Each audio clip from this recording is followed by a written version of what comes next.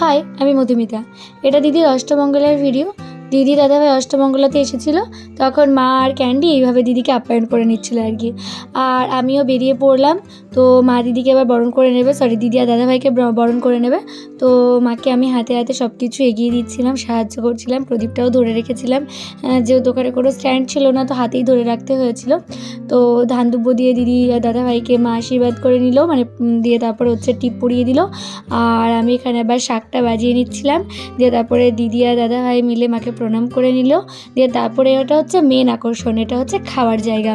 তো দাদাভাই দেখে তো পুরো অবাক যে দাদা দিদি দুজনেই যে এত কিছু করেছে আর কি। আসলে ওরা অনেকটা দূর জার্নি করে এসেছে, তার উপরে এত কিছু খাওয়াটাও মুশকিল, আর রাত হয়ে গেছিলো। তো ভেবেছিল যে ঠিক আছে হয়তো মিনিমাম কিছু করেছি, কিন্তু আমি যা যা লাগে আমি সব করেছি। তো বলে রাখি, আমার দিদি খায় নিরামিষ, দাদা খায় আমিষ।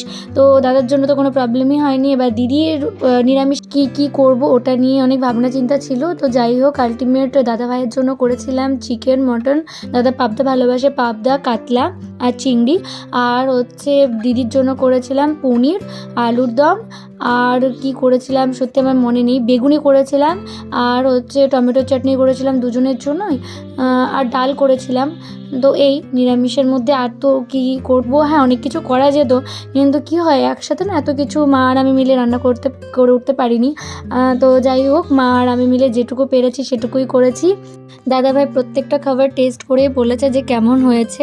তো প্রত্যেকটাই বলেছে খুব ভালো হয়েছে। তো এটাই আমার কাছে অ্যাচিভমেন্ট যে হ্যাঁ আমি ভালো করে রান্নাটা করে উঠতে পেরেছি মায়ের সাহায্য নিয়ে, তার জন্য হয়তো এত ভালো লেগেছে।